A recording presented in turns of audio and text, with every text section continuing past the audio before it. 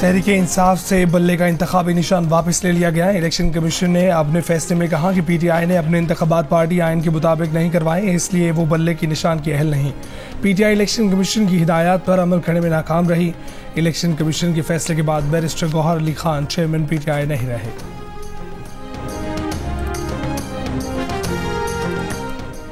तहरीक इंसाफ के रहनुमा बैरिस्टर गौहर ने इलेक्शन कमीशन का फैसला हाई कोर्ट में चैलेंज करने का ऐलान कर दिया। कहा, पीटीआई ने आइन और कानून के मुताबिक पार्टी इलेक्शन करवाए। इलेक्शन कमीशन ने नहीं बताया कि पार्टी ने कौन से कानून की खिलाफ वर्जी की है, ये सियासी फैसला है। पीटीआई रहनुमा अली जफर ने कहा कि सुबह पेशावर हाई कोर्ट से रुजू करेंगे, पिटीशन की तैयारी शुरू कर दी है। सियासी महाज पर भी हिकमत अमली तय कर ली है जो जल्द नजर आ जाएगी। तर्जुमान पीटीआई मुअज्जम भट्ट ने कहा कि मंगल को सुप्रीम कोर्ट में दरखास्त दायर करेंगे। पीटीआई की legal team Peshawar high court भी पहुंच गई है।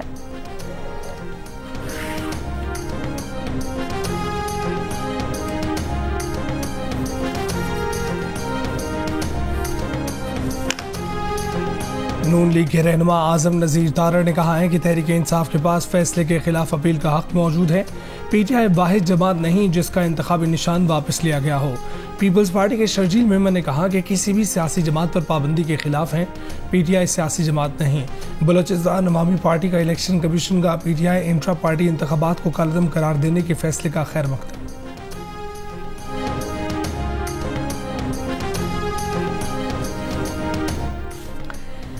साइफर केस में बानी तहरीक इंसाफ की जमानत मंजूर। सुप्रीम कोर्ट ने शाह महमूद कुरैशी की जमानत भी मंजूर कर ली। तहरीरी फैसले में कहा, बानी तहरीक इंसाफ जमानत का गलत इस्तेमाल करें तो ट्रायल कोर्ट इसे मनसूख कर सकती है। ऐसे शवाहिद नहीं कि बानी तहरीक इंसाफ ने दूसरे मुल्क के फायदे के लिए साइफर को पब्लिक किया।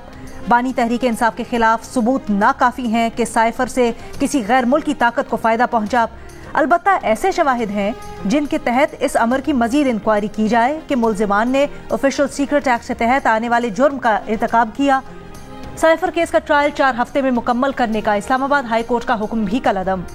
दौरान समाअत जस्टिस मंसूर अली शाह ने सवाल किया कि साइफर डिस्क्लोज भी हुआ तो भी किसी को गैर मुल्की कुव्वत को कैसे फायदा पहुंचा। पाक अमरीका ताल्लुकात खराब होने से किसी और मुल्क का फायदा हुआ, इसकी तफ्तीश कैसे हुई। साइफर केस में सजाए मौत की दफात बज़ाहिर मफरूजे पर मबनी है। जस्टिस अतर मिनल्लाह ने रिमार्क्स दिए कि क्या हुकूमत 1970-1977 वाले हालात चाहती है। हर दौर में सियासी रहनुमाओं के साथ ऐसा क्यों होता है। साबिक वजीर आजम पर जुर्म साबित नहीं हुआ, वो मासूम है।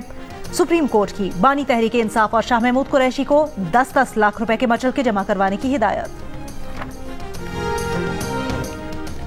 जस्टिस अतर मिनल्लाह का साइफर केस में जमानत के फैसले पर इजाफी नोट लिखा कि मुल्क में हकीकी इंतखाबात के लिए तमाम उम्मीदवारों को यकसा मौके देना आईनी ज़रूरत है। पाकिस्तान के वजूद में आने से ही मुल्क में जमहूरियत को रौंदा गया। मुल्क में नजरिया ज़रूरत को जगह दी गई। फेडरल कोर्ट के नजरिया ज़रूरत से मुल्क में सियासी इंतकाम की बुनियाद पड़ी।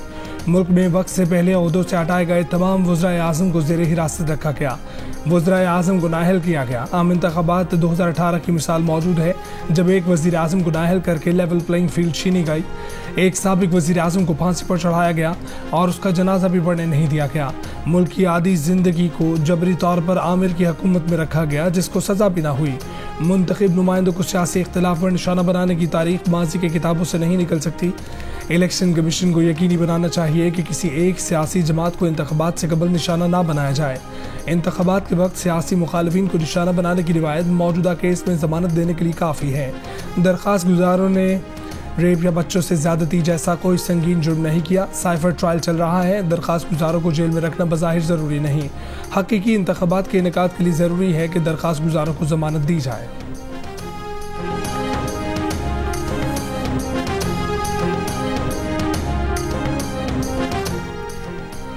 बिलावल भुट्टो जरदारी का लाहौर के हल्का NA 128 से इंतखाबी दंगल में उतरने का फैसला। नवाज शरीफ मानसेरा के हल्का NA 15 से भी मैदान में उतरेंगे। बानी पीटीआई के मियां वाली की नशिस्त NA 89 से कागजात नामजदगी जमा करवा दिए गए। शहबाज शरीफ ने कसूर के हल्का NA 132 से भी कागजात नामजदगी जमा करवा दिए। मरियम नवाज लाहौर की नशिस्त NA 119 से मैदान में आ गई। स्पीकर कौमी असम्बली राजा परवेज अशरफ गुज्जर खान से इलेक्शन लड़ेंगे। इस्तेहकाम पाकिस्तान पार्टी के अब्दुल अलीम खान ने खानेवाल की तहसील जहानिया के हल्का NA 147 से भी कागजात नामजदगी जमा करवा दिए। फवाद चौधरी की अहलिया हिबा फवाद जेहलुम के हल्का NA 61 से बतौर आज़ाद उम्मीदवार सामने आ गई।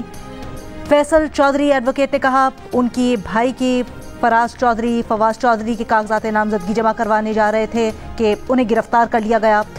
PTI की गिरफ्तार रहनुमा सनम जावेद, मरियम नवाज और शहबाज शरीफ के खिलाफ इलेक्शन लड़ेंगी। मुस्लिम लीग काफ के चौधरी सालिक हुसैन ने NA 64 से कागजात जमा करवा दिए। इसी हल्के से परवेज इलाही की अहलिया ने कागजात जमा करवाने थे लेकिन उनको रोक दिया गया। आसिफ जरदारी नवाब शाह के हल्का NA 207 से मैदान में उतर आए। अमीर जमात इस्लामी सिराजुल हक लोअर दीर के हल्का NA 7 से किस्मत आजमाएंगे।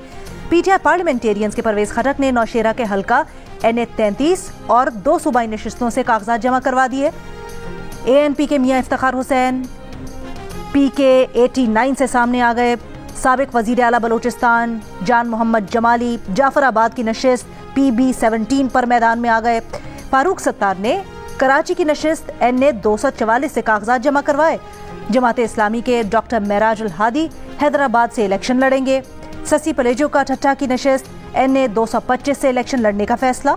MQM पाकिस्तान के मुस्तफा कमाल ने कराची के 2 हल्कों NA 242 और NA 247 से कागजात जमा करवा दिए।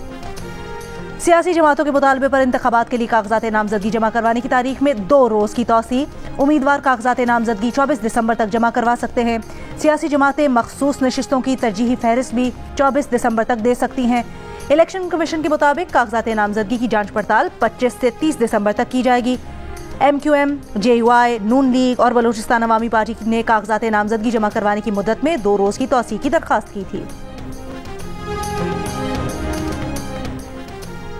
कराची में भी MQM पाकिस्तान और मुस्लिम लीग नून के मामलात अब तक हल तलब।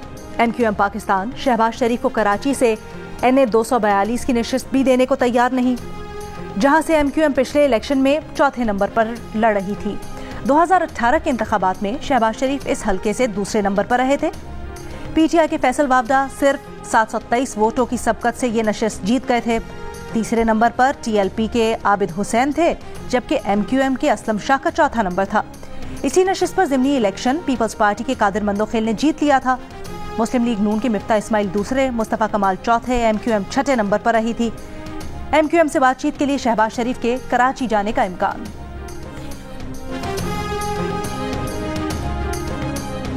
चेयरमैन PTI पार्लियामेंटेरियंस परवेज खटक का कहना है कि बानी पाकिस्तान तहरीक इंसाफ की हुकूमत आजम खान चला रहे थे। आजम खान ही पंजाब, खैबर पख्तूनख्वा और गिलगित बल्तिस्तान में IGs और चीफ सेक्रेटरीज लगाते थे। जिस ब्यूरोक्रेट्स को इख्तियारात दिए, आज वही वादा माफकवा बन गया। आजम खान की वजह से PTI को नुकसान हुआ। उस्मान बुज़दार PTI में थे ही नहीं, उन्होंने आज़ाद हैसियत से इलेक्शन जीता। बुज़दार को वजीर आला बनाने की बानी तहरीक इंसाफ की मंतक समझ नहीं आती। बानी पाकिस्तान तहरीक इंसाफ को पंजाब में वज़ारत आला के लिए ऐसा बंदा चाहिए था जो हाँ में हाँ मिलाए। महमूद कुरैशी साहब इस वक्त वो इस ऑर्डर के बाद, शॉर्ट ऑर्डर के बाद वो रिहाई के हकदार हैं और उनको फ़ौरन रिहा करना चाहिए। और इमरान खान साहब की भी प्री अरेस्ट बेलें बहुत सारी जो हैं वो कंफर्म हो चुकी हैं और बहुत सारी दोबारा ट्रायल जजेस के पास हैं। सो खान साहब की भी रिहाई अगर किसी और केस में मतलूब नहीं है, मगर जो सबसे बड़ा केस बात का बतंगड़, जिसे अंग्रेजी में to make a mountain out of a molehill कहते हैं, वो आज माउंटेन जो है वो बुरी तरीके से गिरा है। हमारे ऊपर नहीं गिरा, वो सरकार के ऊपर गिरा है और FIA के ऊपर गिरा है। साइफर केस बुरी तरह एक्सपोज हो गया। राई का पहाड़ सरकार और FIA पर गिर गया। सुप्रीम कोर्ट के ऐसे व्यूज आ गए हैं जिन्हें ट्रायल कोर्ट में सरकार को संभालना मुश्किल होगा। बानी PTI के वकील सलमान सफ्तर की सुप्रीम कोर्ट के बाहर गुफ्तगू। कहा कई मुकदमात में बानी तहरीक इंसाफ की जमानत हो चुकी, लेकिन नए नए मुकदमात बनाए जा रहे हैं। शाह महमूद कुरैशी की बेटी मेहरबानो कुरैशी ने कहा कि आज सुप्रीम कोर्ट से इंसाफ मिला है। मुल्क में कानून की बालादस्ती और अवाम के हक के लिए लड़ते रहेंगे। बताएं हाई कोर्ट में कहां करप्शन होती है, सबूत दें, हम खुद को साफ करेंगे। ट्रांसपेरेंसी इंटरनेशनल की रिपोर्ट पर पेशावर हाई कोर्ट में समाअत के दौरान chief justice Peshawar high court के रिमार्क्स। ट्रांसपेरेंसी इंटरनेशनल के बोर्ड मेंबर ने कहा, हमने लोगों की राय की बुनियाद पर रिपोर्ट बनाई। जस्टिस इब्राहिम ने रिमार्क्स दिए कि जो भी जज करप्शन में मुलव्विस हो उसके खिलाफ कार्रवाई करेंगे। खुद उनमें कोई खराबी है तो भी बता दें, खुदा की कसम अपने खिलाफ भी लिखेंगे। अगर सबूत नहीं है तो फिर आप रिपोर्ट वापस लें और लिख कर दें। रिपोर्ट में लिखा है कि खैबर पख्तूनख्वा में अदलिया करप्शन में दूसरे नंबर पर है। इस रिपोर्ट से अदलिया की बदनामी हो रही है। बोर्ड मेंबर ने कहा, सर आप रिपोर्ट पढ़ लें। चीफ जस्टिस ने कहा, आपने रिपोर्ट दी है, खुद इस रिपोर्ट को देख लें। समाअत 15 जनवरी तक मुलतवी।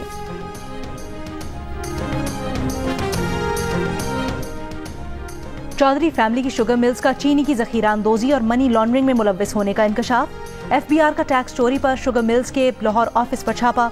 मुनिस इलाही और परवेज इलाही खानदान की शुगर मिल्स की इलेक्ट्रॉनिक डिवाइसेस और रिकॉर्ड कब्जे में ले लिया। जराये के मुताबिक शुगर मिल्स पर मनी लॉन्ड्रिंग और टैक्स चोरी के इल्जामात पहले भी लगते रहे हैं। निगरां वफाकी वजीर इत्तलात मुर्तजा सोलंकी ने कहा है कि बलोच मुजाहिरीन में अक्सर वो लोग शामिल थे जिनका इस्लामाबाद में अपना कोई घर या रिश्तेदार नहीं था। उन्हें महफूज तरीके से क्वेटा वापस भेजने का फैसला किया, मगर मुजाहिरीन ने क्वेटा वापस जाने से इनकार किया। मुर्तजा सोलंकी ने कहा कि मुजाहिरीन के मुतालिबात देरीना है। निगरां हुकूमत की पूरी कोशिश होगी कि वो अपनी महदूद मुद्दत में मामले को हल करे। उन्होंने कहा कि इलेक्शन कमीशन ने कागजात नामजदगी से मुतालिक शिकायत का नोटिस लिया है। उम्मीदवारों की जायज शिकायत का अजाला किया जा रहा है।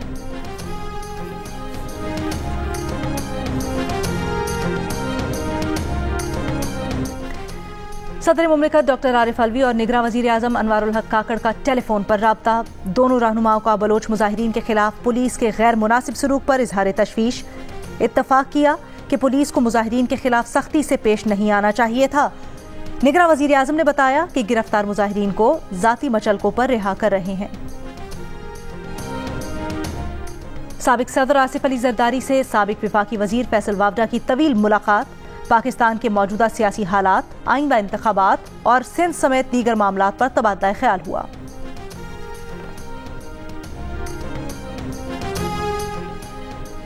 खैबर पख्तूनख्वा की निगरां हुकूमत ने निकाहनामे में खत्म नबूवत का हल्फ लाजमी करार दे दिया। दुल्हा और दुल्हन दोनों हल्फ के पाबंद होंगे। निकाहनामे में कैश, मनकूला और गैर मनकूला जायदाद की सूरत में हक महर की तफसीलात भी दर्ज करना होंगी।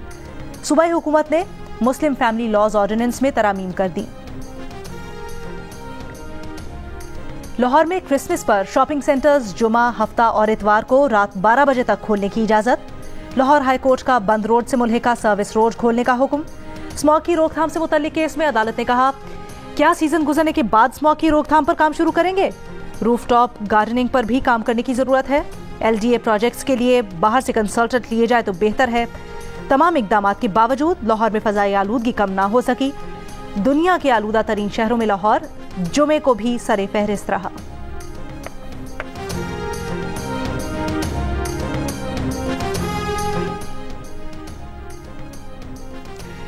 गजा पर इसराइली हमले जारी। 48 घंटों में तकरीबन 400 फलस्तीनी शहीद, 734 जख्मी।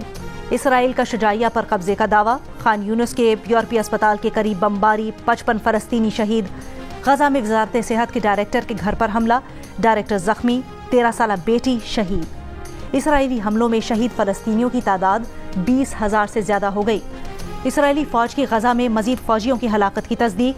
जमीनी ऑपरेशन में हलाक फौजियों की तादाद 139 हो गई। अक़वाम मुत्तहिदा ने गजा में जल्द कहत पड़ने की वार्निंग जारी कर दी। कहा 5 लाख से जायद फलस्तीनियों को तबाहकुन भूख और अफलास का सामना है। सलामती काउंसिल में गजा में जंगबंदी से मुतल्लिक करारदाद पर वोटिंग एक बार फिर मुअख्खर। वोटिंग आज कराए जाने का इम्कान।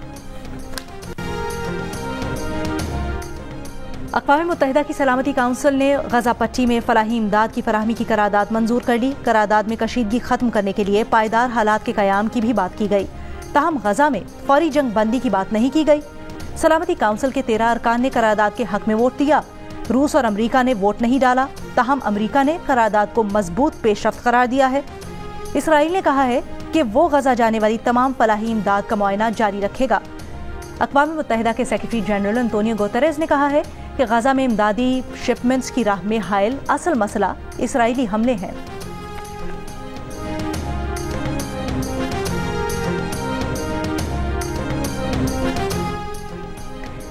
इंतखाबी ज़ाब्ता इखलाक की खिलाफ वर्जी। इलेक्शन कमीशन की उम्मीदवारों को इतवार तक होर्डिंग्स हटाने की हिदायत। तर्जुमान इलेक्शन कमीशन के मुताबिक इंतखाबी उम्मीदवारों की जानिब से मुल्क के मुख्तलिफ हिस्सों में बड़े बड़े इश्तिहारी होर्डिंग्स लगाए गए हैं। इतवार तक होर्डिंग्स ना हटाए गए तो मॉनिटरिंग टीम्स इनको हटा देंगी। मुतल्लिका उम्मीदवारों के खिलाफ ज़ाब्ता इखलाक के मुताबिक कार्रवाई भी होगी।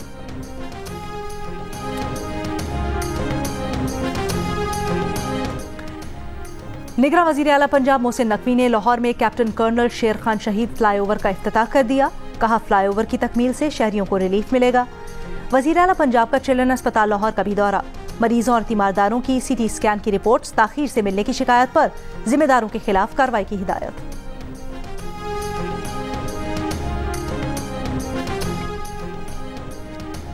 जनूबी वजीरिस्तान में जेर तामीर थाने पर फायरिंग से 5 मजदूर जाम बहक, एक जख्मी। पुलिस के मुताबिक फायरिंग गुज़श्ता रात नामालूम अफराद ने की। लाशें और जख्मी डिस्ट्रिक्ट अस्पताल वाना मुंतकिल। वाक़े की तहकीकात जारी। लाहौर के इलाके काहना में गटर साफ करते हुए 2 मजदूर डूब गए। बेहोशी की हालत में बाहर निकाल लिया गया। तिब्बी इमदाद के लिए अस्पताल मुंतकिल कर दिया गया। रेस्क्यू हुक्काम के मुताबिक दोनों की हालत तशवीशनाक है। रेगुलर हज स्कीम में दरखास्त जमा करवाने का जुमे को था आखिरी दिन।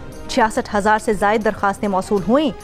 28 दिसंबर को आज़मीन हज की कुरानंदाजी की जाएगी। तर्जुमान मजहबी उमूर के मुताबिक रेगुलर हज स्कीम में कोटे से जायद दरखास्तें मौसूल हुई हैं।